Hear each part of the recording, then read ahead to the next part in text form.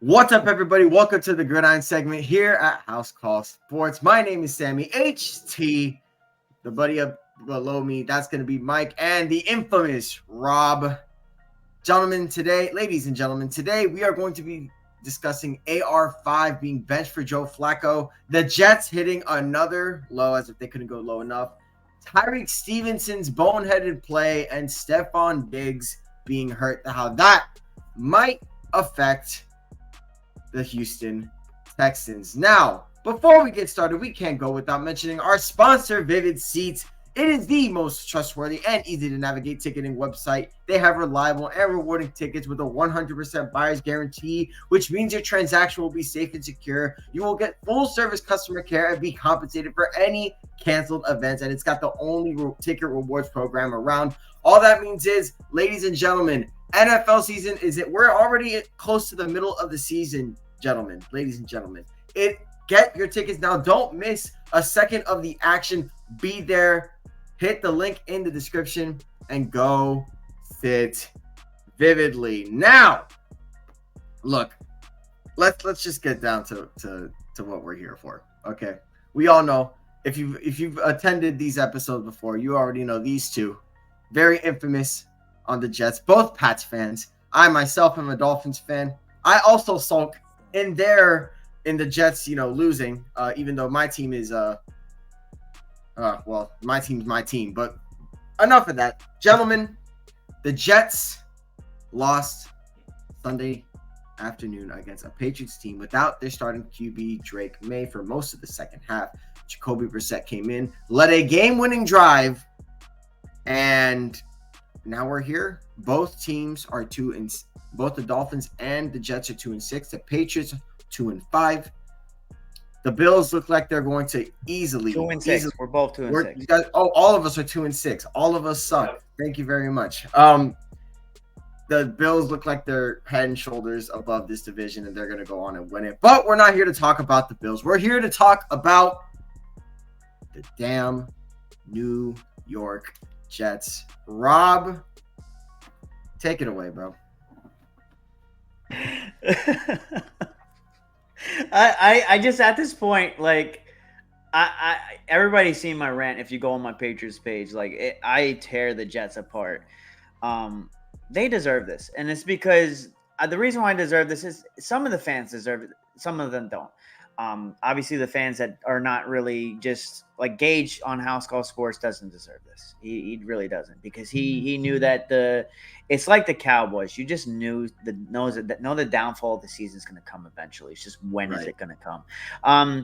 The New York Jets are the only team to score 20 points, didn't get a turnover, allow fewer than 250 yards, and lose the game. Out of 750 games, the Jets are the only team to ever do that. and not only are you doing that, you're doing it against a Patriots offensive line that's ranked dead last. Practice squad center. Left tackle's been offensive line in general have been 8 different combinations. No run game. No wide receiver 1. Rookie head coach. Rookie signal caller. Rookie quarterback for 1 quarter, because you didn't even verse him you guys would have lost by 40. He was torching y'all. Our rookie. The Jets, I will say this. Not only is your season done, Aaron Rodgers' run is done, and you have just set yourself back 10 years. Because now you got to pay Sauce Gardner, Garrett Wilson, and all these players. You don't have the money to do it, because you put all your chips in the middle. Woody Johnson. What did the famous Bill Belichick, the greatest coach alive, say about the Woody Johnson? Ready, aim, ready, set, fire, or ready, fire, aim. That's what the franchise is. Just as long as you have that ownership, and as long as you have Aaron Rodgers, you really have no future. And it's because you consistently do the dumbest shit to just screw yourselves over. And the fact that this is just happening, and I see all these Jets fans that were puffing their chests after week 3, and I told you after week 3, Just wait. Have that same energy if you lose. And now you're quiet. You've lost how many games in a row? 5, Sammy, by my tally, I believe, in I a row. think it's about 5 games in a row. Yes, You may actually. What's crazy as it is you're not getting any better. Your team is not. This is the best chance you had at a Super Bowl. Yep. You have the longest drought in NFL history with playoffs, without a playoff win. You're done. It's over. The fat lady has sang. She's at Broadway on New York, and I forget what damn street it is. It's over. Goodbye. So long. Farewell. Arrivederci. Sorry about that, guys. We had a bit of technical difficulties. Mike did have to bounce really quickly to attend to some personal matters. But regardless, I figured it's a perfect time for me to give my intake on why the Jets are just the worst organization in football right now. First of all, bad organizations in general are going to find a way to lose. They're going to find a way to be bad. Okay, we've seen it with the Panthers. We've seen it with even the Dolphins. We've seen it with the Giants. We're seeing it now with the Jets, but the Jets is a worst case because the Jets actually have the talent. The Jets have a significant amount of talent, by the means of which you're playing, it is unacceptable. 2-6 at this point. Aaron Rodgers, QB. Breece Hall, your running back. I don't even look. Braylon Allen. I think we all agree. Braylon Allen is a damn good running back, right, Rob? So you got that. Then at your wide receiving core, you got a guy like Garrett Wilson, a guy like Devontae Adams, who you traded for. You got Mike Williams sitting there as well. Could we make a case to have 2 of the top 10 wide receivers in the NFL right now? I mean, I wouldn't say top 10. I would say so you wouldn't put Devontae Adams in the top 10. I'd say top 10 for probably Devontae, but I'd say Garrett Wilson's maybe top 15, top 20. So at the very least, you have pretty much the cream of the crop when it comes to the wide receiver position. Jalen Waddle and Tyreek Hill are a part of that crop as well, but they have. I would assume they would have. The QB play is a little bit down there. Okay, Tua Tagovailoa is a good quarterback, but he's not what Aaron Rodgers is supposed to be. So this is why it makes it a lot worse. Then you add to the fact that the defense has looked absolutely worse. The defense looks worse this year, hands down. Now they're averaging they're 4th in yards per game, so that's relatively good. But they're 11th in points per game. They are now 13th in third down conversion. They are 16th in opponent red zone scoring. So they are literally everything they did well last year. Right now, they're middle of the pack.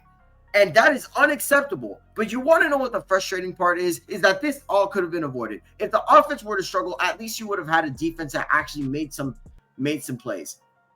Robert Saleh was the coach for that. And Robert Saleh is gone because bad organizations make bad decisions. And the bad decision was firing Robert Saleh for no reason. I get it.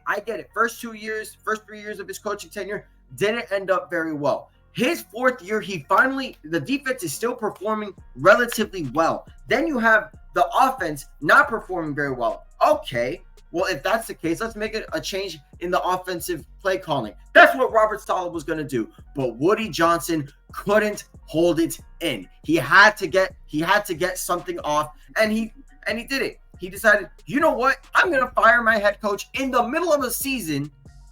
Where you're trying to compete for the Super Bowl. Rob. Yeah, but you had your head coach, Aaron Rodgers. You had your GM, Aaron Rodgers. You had your consultant, Aaron Rodgers. You had Aaron Rodgers, who didn't think training camp and all these other things were important. And now you're finding out when you go and look, I hate to say it, but Aaron Rodgers thought he was Tom Brady. And I'm not just bringing this up, but that's really the comparison right now because we're talking about one of the, I gotta say, him, Patrick Mahomes, Aaron Rodgers, Tom Brady, Aaron Rodgers, Patrick Mahomes, Peyton Manning, and Joe Montana. Those are the top 5 quarterbacks ever. And there's a difference between 4 to 3 to 2 and 1. And he easily is number 5 now for me because he just can't. Like, you have all the tools, all the necessary assets at your disposal. And because your ego is so big, Like what was it, a couple weeks ago, throwing Mike Williams under the bus. Like this, Sammy, this is as best as the situation is going to get. They don't have the money, and it's only going to get worse from here. Yep. That's the worst part about this, I think, because when you consider what they have to do in terms of like contract extensions, I'm pretty sure Garrett Wilson is going to be up. Breece Hall is going to be up eventually. So many players are going to be up for contract, and you're not going to have enough money to spend and getting other assets. And why would you need other assets? That's the thing, because you have all that you need. Rob. On paper, you look at this. This is a Super Bowl roster. You swap out Aaron Rodgers with any of those 4 quarterbacks I listed, they win a Super Bowl. I'm talking Peyton Manning. I'm talking about Tom Brady. It's not even just Aaron Rodgers, though, because we could sit here and blame Aaron Rodgers. It's Hassan Reddick, who literally just went out to Bill Belichick. That is basically, if there's a culmination of what your roster is, it's ego, which Hassan Reddick, of all people, why would you go at Bill Belichick, an 8-time Super Bowl champion? What have you accomplished in this league? But I'll let you go and make your point, Sammy.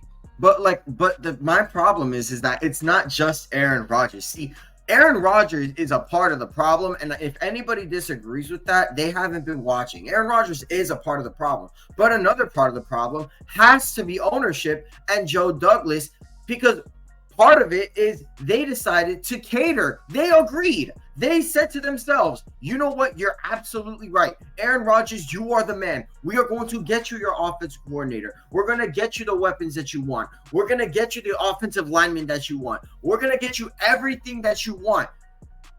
And nothing, literally nothing. But what tears me apart is that people want to blame Aaron Rodgers, and they should. But the truth is, what organization is dumb enough to just cater to one quarterback's needs? Tampa Bay didn't even do that. You want to know why Tampa Bay didn't do that? Tampa Bay did one thing for Aaron Rodgers. Did one thing. They brought in Rob Gronkowski. My bad. They did one thing for Tom Brady. Thank you. They brought in Rob Gronkowski. And that was essentially it. Like, there wasn't really anything crazy. Antonio Brown was considered washed. Both Antonio Brown and Leonard Fournette were considered washed. And even Gronk was considered washed. Yeah, they were all considered washed. But guess what? You want to know what Tom Brady did? Tom Brady used his brain power. He used Bruce Arians' brain power. Those two, they agreed to be one mind and build something special. And on top of that, what helped was that they had a defense. They didn't fire any coaches. They didn't make any sudden moves in the middle of their season. No, they did. They just said, you know what? This is gonna happen. We're gonna go like this, and we're gonna see how it goes. Because they started off slow too. Yes, they started off slow too. But guess what? The Jets, as soon as they saw something terrible, That's it. We got to make a change. That's what they do. They shoot from the difference. Hip, that's the difference. Because that's the difference in accountability. Yes, that's the difference in ownerships, Rob. Because it's one thing. It's one thing to do whatever the QB wants, but it is a completely other thing to say, you know what? We're going to bring in Tom Brady. We're going to cater to some of his weapons needs. But at the end of the day, we already have Mike Evans. We already have Chris Godwin. And look at what's happening now. They haven't fell off that much. They haven't.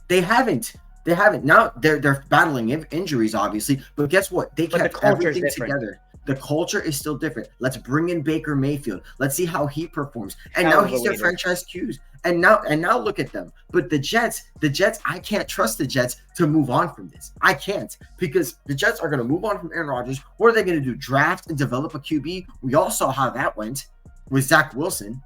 And we all saw how that went with Sam Darnold. We all saw how that went with Geno Smith. Zach Wilson has more wins last year at this point in the season. And the offense is the exact. I'm gonna show you these offensive ranks, Rob. And we're going. We could talk about the Jets all day and how they are so bad. But check this out, Rob. They're 25th in points per game, 24th in yards per game, 25th in points per play, 23rd in yards per play. They're 11th in third down. So if there's anything that they improved, it's on third down. Congratulations. But they're still 16th in red zone scoring. I think Let's the talk biggest about- eyesore. I think the biggest eyesore. I'll hit this real quick before I forget, and I won't say anything more about this topic. The fact that Drake May went out after the first quarter and you lost to Jacoby Brissett. Yes, that's the word. That's. There is no excuse for that. Your run game is not because existent. if Drake May played that whole game, he was worse. It would have been worse. It would have been worse. It would have, because, and that's what makes it even more inexcusable, is that you caught a break and you still couldn't take advantage of that. That's pathetic. That is absolutely pathetic. $137 million, and you couldn't beat the Patriots at their, like, this is probably the worst I've seen since like the early 90s for the Patriots. You had your chance. Jets fans are puffing their chests all over every platform. You don't understand what you're going to deal with the Patriots, because I'm not saying, I personally think Drake May is the answer, but it's still all obviously still. But who's going to be? But even worse, who's going to be the answer for the Jets? Because the Jets they don't have any. They don't have anything. They literally have everything and they have nothing. I've never seen anything like it. Because at the very least, some of these talented teams, they reach some sort of ceiling and they reach the playoffs. They do something. I can't even go further because the Jets have everything. Speaking of bad teams, though, if we're going to transition, the Carolina Panthers just traded Deontay Johnson to the Ravens. Yeah, let's talk about that. Look. I think that it's pretty evident that the Panthers are just all over the place. I thought they were building something over there. Everywhere.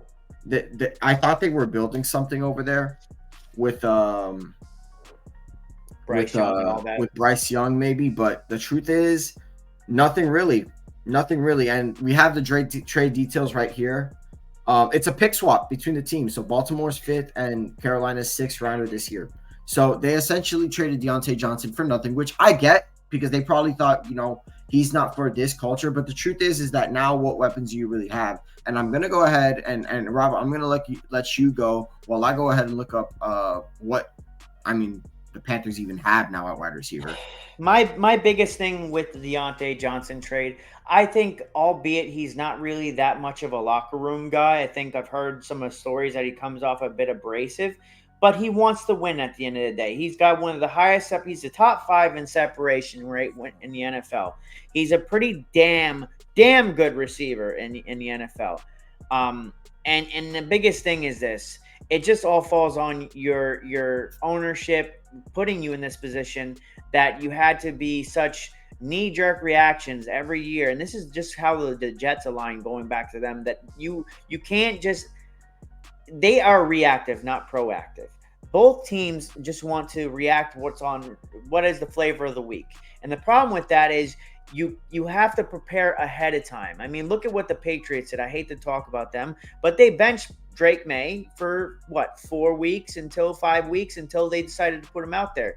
That is being proactive, not reactive. And all the Patriots fans were, we were all up in arms about him being benched. But look at what happened. Now you have your quarterback of the future. Bryce Young should have really started on the bench. Let the kid learn from whoever it may be. But being you have Tepper as your owner, this is nothing new to me. I'm not going to say trading Deontay Johnson was a bad move or a good move. I'm just saying that just bad organizations just continuously do bad things, because you did trade for him in the first place. Right. And I decided to go do some research, see what kind of weapons the Panthers really have. And let's see. They have Xavier Legette. I like him for sure. Adam Thielen is out, though, so Adam, you can't really rely on that. David Moore, Jalen Coker, Jonathan Mingo. Okay, yeah. So the more I like Mingo coming out of the draft. I like Mingo coming out of the draft. I like Mingo too, but it's clear that he's second in the depth chart right now. He's not really the wide receiver one like he probably should be. Not wide receiver one. He's not at the higher echelon of wide receivers like in that depth chart. That is like he should be. But the moral of the story is they have no weapons now. So clearly, during the draft, they're going to double down on wide receiver. They're number one right now in the tankathon right now. So, yeah, but do we trust them to make the right decision though? I look. It's gonna be Yeah. very hard. It's gonna be very hard for me to trust them because the truth is, Bryce Travis Young Hunter, already. maybe. I mean, Travis Hunter's a special talent for sure, but is he gonna? He's got to understand, like, is he gonna play both sides? Is he gonna play wide receiver? What's exactly he's gonna do? There's a lot of things about Travis Hunter that the NFL wise that we're not really sure about, right? Like what exactly are NFL teams gonna do with Travis Hunter? Because it's not going to be Travis Hunter's decision. As much as he might want to make it his decision, as much as Coach Prime probably, enables Travis Hunter that it can be his decision, the truth is they're probably going to make the decision for him. That's the way the NFL really goes. If they think you're not, obviously some teams can get it wrong, right? They got Lamar Jackson wrong for sure. A lot of teams were overreactive about the CO2 score of CJ Stroud. That didn't stop the Texans from picking him, obviously, but a lot of people took that and said, yeah, he might not be that good. So they need to stockpile picks. That roster needs to be fixed up. That's my biggest concern because I think you have to still find out what you have in Bryce Young. I'm sorry. And if you don't, maybe you try to get Shedeur Sanders, but then you have to offload Bryce Young somehow. Man, but and Bryce New York Jets, here's your chance. Bryce Young probably won't cost much. Panthers will eat a lot of that contract. I've been calling for this. If you think the Panthers are gonna, if you think the Jets are gonna fix Bryce Young, I don't think they'll fix Bryce Young, but if he learns from Aaron Rodgers, it wouldn't hurt. Bro, honestly, yeah, I can't see a single organization going over. It's going to have to be a talent that literally transcends the organization, like Justin Herbert with the Chargers. Like it has to be that kind of talent we're talking about. I'm not talking about a talent look at what Sam Darnold. We were lied to about Sam Darnold, Geno Smith. Like we've been lied to. Show you the Jets, man. Same thing with Baker Mayfield and the Panthers. And Sam Darnold as well. Like these two organizations, the Panthers and the Jets are kind of one and the same in terms of organizational failures, except the Panthers have actually made a Super Bowl. But again, that quarterback transcended the organization with Cam Newton. So at the end of the day, we can sit here and say that, the Panthers are cooked, and they are. But the reality is that if Bryce Young does move on, it needs to be to an organization that genuinely believes in him and are willing to do right by him. The Panthers are not that organization. Neither are the Jets. So I'd say this trade in general is just Pittsburgh Steelers. If there's a guy that can do it, it's Mike fucking Tomlin. Check out Russell Wilson. Looks like he has a lot more gas in the tank after watching him these last couple of weeks. Russell Wilson might be there for a while. Prime Russell Wilson, well, not prime, but he looks not close prime, to but it. he looks like he's making better decisions. The deep ball is still there. Russell Wilson's not that old, man. He's 34? He can't be that old, man. This is almost still your prime. Yeah. If we're talking about quarterbacks, I'm gonna look up his age real quick. Russell Wilson is not that old, man. And based off what I seen last night, man, based off some of the balls that he threw, this guy is just incredible, man. He goes to show you that he's 35. So he's only 35. There's a lot of quarterbacks that still are performing at that low, especially with medicine.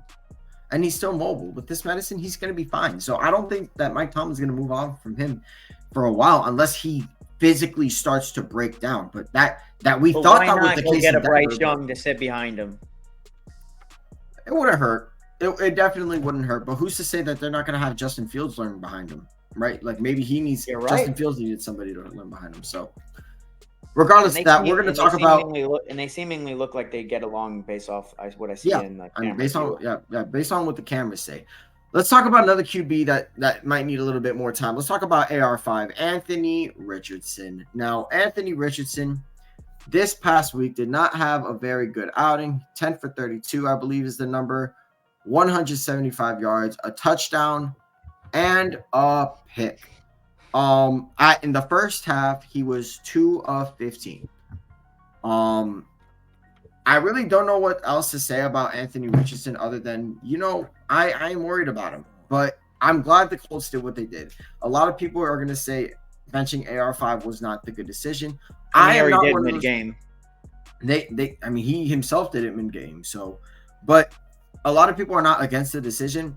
I am for that decision 1,000%. The Colts have not managed AR5 correctly. They thought AR5 was just going to be ready to go. And I said this last year. Gardner Minshew should have started because Anthony Richardson is just too damn raw. When you drafted Anthony Richardson, it was for the physical tools and what he brought to you physically. It was something, it was a specimen, something you cannot make up. He was 21 years old. Okay. You start him. He starts and he doesn't look bad. Doesn't really look good. They say, but then he gets hurt. So, okay, he got hurt. We'll just chalk this season off as a wash. Now, year two comes up. Everybody's a little excited, right? He still has those weapons. Michael Pittman, Joshua Downs. So essentially it's like, okay, you know what, Anthony Richardson, we're going to spin this block back. We're going to try this one more time. I'm going to go over his stat lines for the first, I believe, 6 games of the season so far. September 8th is when the season started.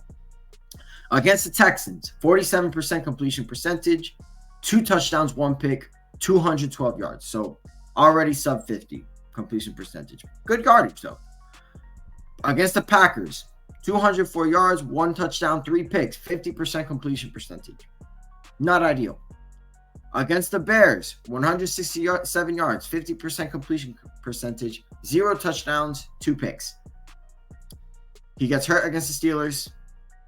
Then against the Dolphins, 129 yards, 41% completion percentage.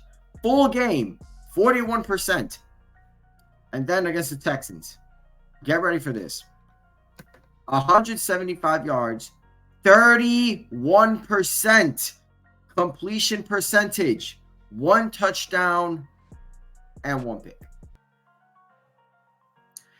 So that means this year, total, 44% completion percentage, 958 yards, 4 touchdowns, 7 interceptions, and a 57.2 passer rating. Ladies and gentlemen, he was not ready. He was not ready. Clearly he wasn't. And we found out the hard way. And I get it. Last year, he started off relatively well. And maybe that injury is still bothering him, of course. Maybe the injuries are bothering him. But the fact of the matter is, you knew coming into this season, coming into drafting AR5, that he is going to be a project. It's going to take some time. Okay, if he's going to be a project and he's going to take some time, then it's probably not the best idea to just throw him to the wolves. Maybe it's a better idea to sit him behind a Joe Flacco, a Gardner Minshew, and have him learn. And sure, he had an opportunity to learn last year, but clearly he did not learn enough. He didn't learn enough. And now we're here. He's benched. And we all saw it. He taps out of a game. 3rd and goal. 3rd quarter when you're down 20-10. You cannot do that. You just cannot do that. As a quarterback, you are the leader of this team. If you were hurt, I would have gotten it. If you got the wind knocked out of you, I would have gotten it. But you just said you were tired. That is your honest answer.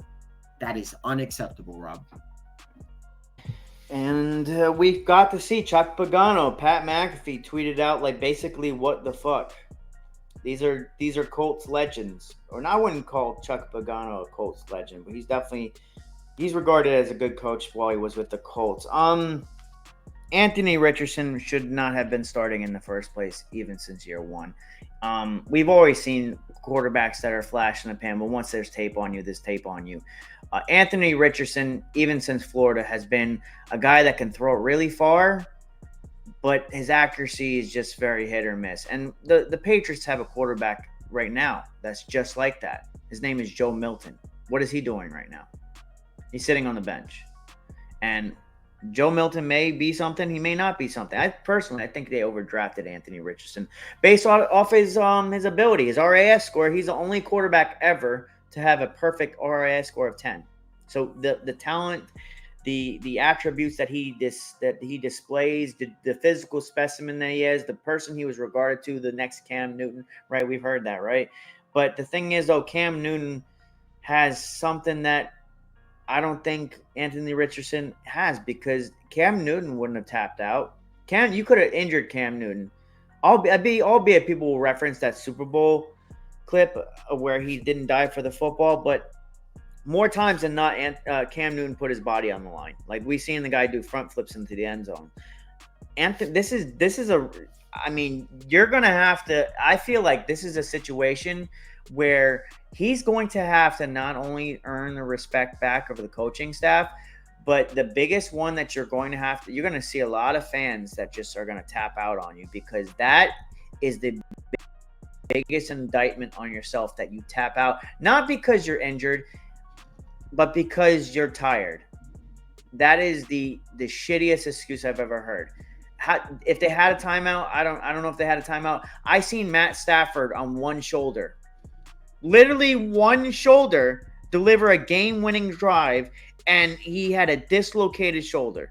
So this was back, and mind you, and to add to that, this was back when the Lions were the lowest of low when it came to he had nothing to play for. Yeah, essentially, maybe he did. I forget the situation, what it was. He might have had something to play for. Maybe he did. Regardless, you have something to play for right here. This is the AFC South divisional title game potentially, because we know the Jags aren't very good, and we know, I forgot the other team. The Titans. The Titans aren't good either. So this is essentially, hey, if you want a shot at the division, this is the game you're going to do it. Every snap counts. And third and goal, third quarter, a chance to punch it in, that's when you tap out. I am sorry.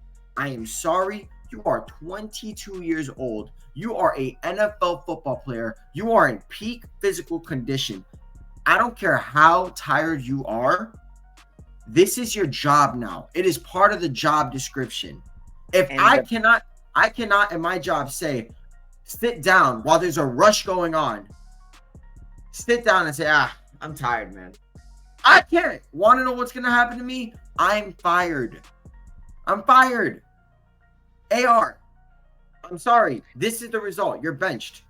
And the problem with this situation, is now you're sparking comparisons. And these comparisons that I'm about to bring up are going to baffle you. Tim Tebow, Jamarcus Russell. Jamarcus Russell, which, by the way, has a huge diet issue while he was in the NFL. But here's the thing. Tim Tebow, Jamarcus Russell, they had a higher completion percentage than you. Like, do you realize how bad those two quarterbacks are, right? I mean, Tim Tebow, with him, he just couldn't play the quarterback well. It wasn't an indictment on his competitiveness and what he was, because Tim Tebow is one of the most competitive quarterbacks ever. He's just he was not made to be. He probably should have been a tight end or a running back. He was playing the wrong position. Jamarcus Russell is the biggest indictment. The guy that would literally, there's stories about him not even looking at tape, that they would just literally leave something inside the notes or something to basically say, hey, listen, if this guy even looked at it, and they gave him basically a blank sheet of paper or whatever it was, and he said he just made shit up. How are you any different? Because you're an NFL athlete in this day and age where you're regarded, I mean, your RAS score was 10, literally perfect, and you are huffing and puffing. Like, I don't get embarrassing. It. But on top of that, this is the quarterback position. Sometimes the quarterback just has to make, like, obviously there are times where the quarterback has to run around and stuff. Obviously there are times where the quarterback has to, you know, maybe make an extra play, extend the play. But for the most part, AR5 has a couple of things to do. It's read the defense, hand the ball off, make throws. That's very, very important. All three are very, very important, because if you fumble the ball or if you miss a throw, if you can't read the defense correctly, you're probably cooked. I think, honestly, it would have been better for him to stay in and get a fumble or interception. Like, this is worse than that. That's what I'm saying. It's crazy how you can't just. I don't know how else to describe it. He quit. He quit on that drive.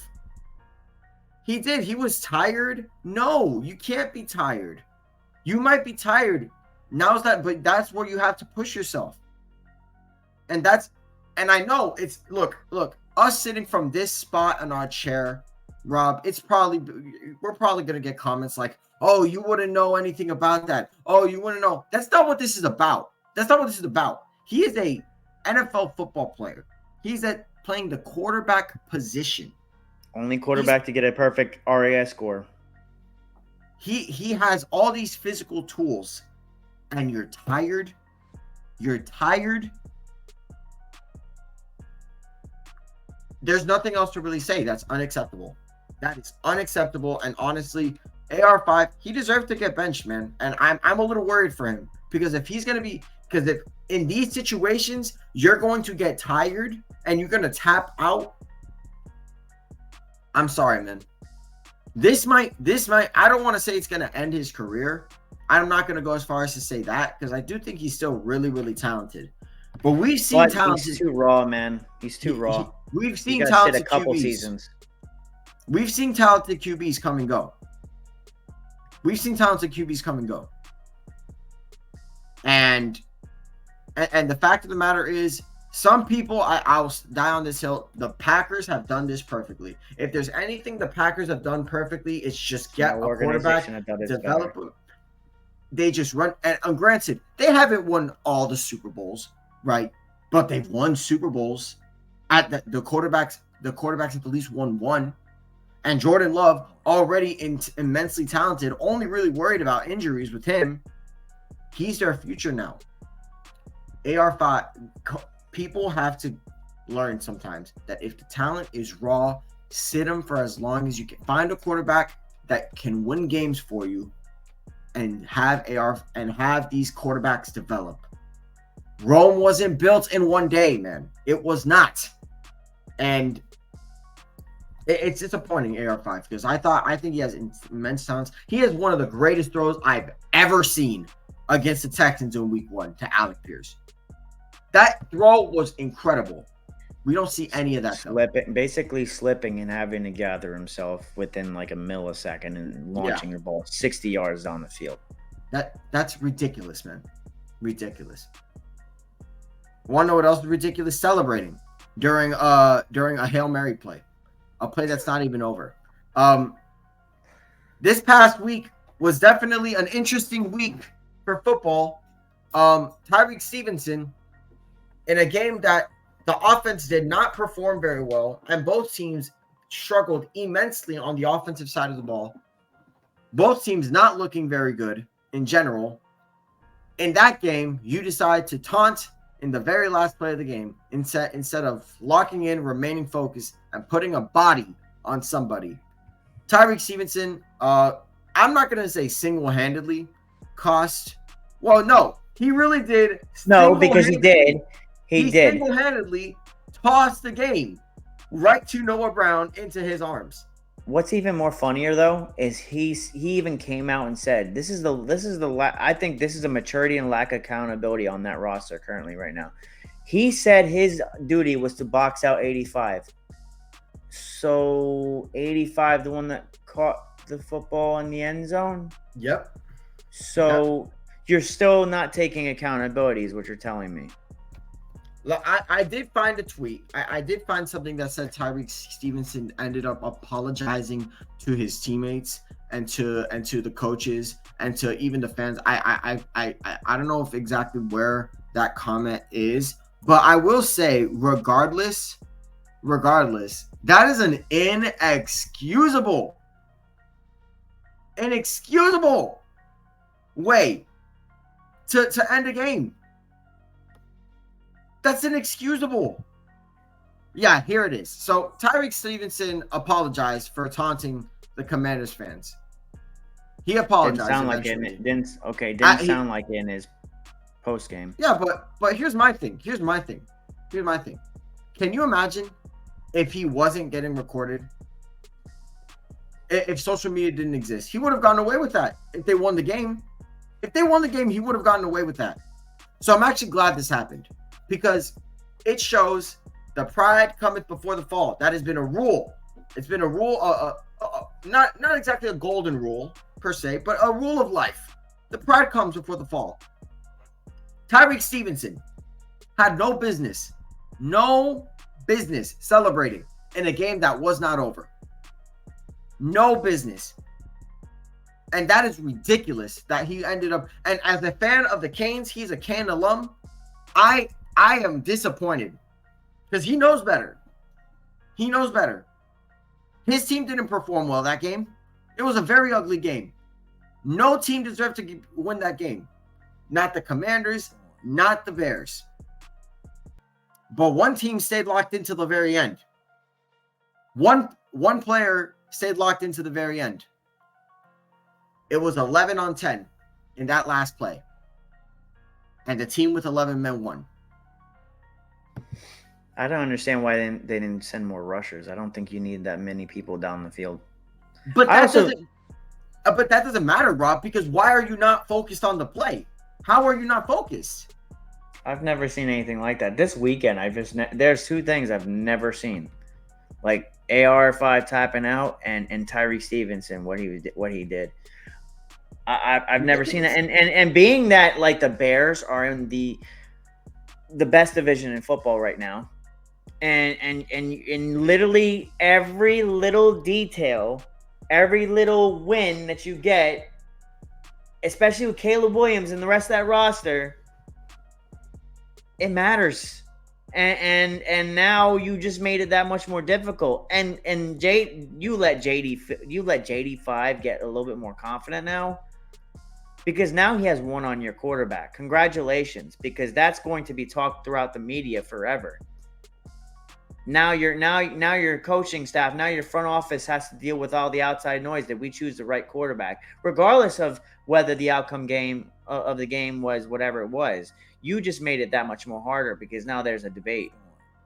If the Bears win that game, they're gonna be, oh yeah, see, we made the right decision at quarterback. But now the guy, it sparked something because they're gonna be like, oh, well, Caleb Williams didn't do enough, but JD5 delivered. Caleb Williams, at the very least, got them a touchdown drive. Like, at the very least, he did something to give them the lead. And the Bears defense that had been playing so well against an offense that has been so great, it is inexcusable. And I understand a lot of people are going to say, like, oh, you should just rush him and not give him a shot. Hail Marys never happen. They're called Hail Marys for a reason. They don't happen often. It's a 1 in a billion shot to make that play happen. But if you want that billion to turn into a million, you stop playing football for like 5 seconds. It's inexcusable. And I don't care if you pass rush everybody. I don't care if you bring everybody back. That does not matter, because at the very end of the day, if you had stayed locked in for one more possession, you would have won that game. And in an NFC North, if you said it, Rob, in an NFC North that is so daunting with teams like the Vikings, the Lions, the Panthers, the Packers, the Bears are the odd men in that bunch. But if you want to prove that you're not, you win games like those. Imagine the confidence booster that you won that game. Yeah. Especially everybody that's regarding as JD5. Look, at this point, he's a runaway rookie of the year. And you just made it that much more harder, because now there's just going to be conversations.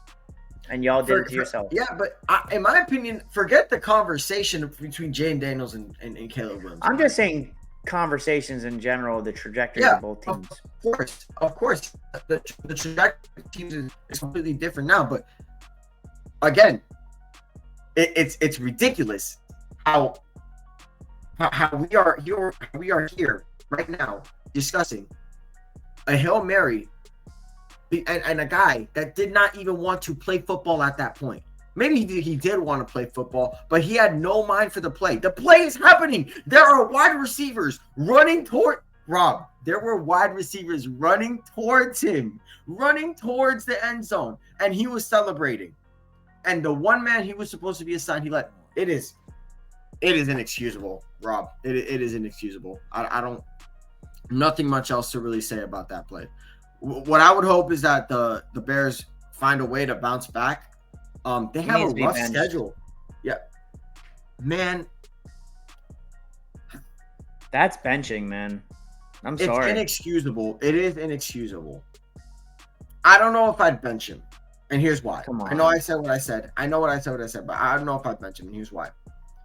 That's I wouldn't bench him. I wouldn't bench him because quite frankly, I do think he did end up apologizing. You know what I mean? He ended up making up for it. He did the bare minimum, of course, but it doesn't excuse his actions. It doesn't excuse what he did, but he is a part of a defense that's really damn good. It's a really damn good defense, and he's a pretty big part of that. Jalen Johnson, Tyrique Stevenson, that entire Bears secondary is a really good. It's a really good secondary. So I do think that, you know what, you made that lapse. We'll make you pay in practice, but you have a shot to redeem yourself. I don't know who the Bears play next. I gotta see, but I will say that right now, in my opinion, is the perfect time for Tyrique Stevenson to redeem himself. It's a great time. You got to do it though. That cannot happen again. In any sense, it cannot happen again. I'm gonna go ahead and check who the Bears play. Any other comments concerning this, Rob? It's just they play the Cardinals next. I have no man. I don't have any. I really don't have much to comment on. Like that you open Pandora's box. Now deal with the consequence. Yeah, I agree. The Chicago media is not forgiving either. That's a Chi-Town don't play, man. Chi-Town does not play. That's another thing. The Bears have not had something to really cheer about since 2018 when they had that defense. I don't think they have had a quarterback over 40. Has it been over 3,000 yards? I think is the highest they've ever had. I don't think that's ridiculous. That's a historic organization. That's a historic organization, by the way. Like everybody, when they think Chicago, some of the things that they think about are the Bears and that 85 defense and some of the players. Yeah, but that was that defense. nearly 40 years ago. 40 years ago, yeah, 4 decades. So we'll see if the Bears never have 4,000 yards or 30 touchdowns in a season. That's ridiculous, man. That's ridiculous. Only franchise to ever do that. All the bad organizations in the league, and your franchise is somehow and y'all are on the rise too. Yeah, no, Caleb Williams is definitely the future, man. Caleb Williams is definitely the future. I have faith in the Bears to bounce back, man. I think they should have won the game. They should have won against the Commanders. They should have won. They had no business losing. But it is what it is. And with that, we thank you guys so much for joining us here on the Gridiron segment.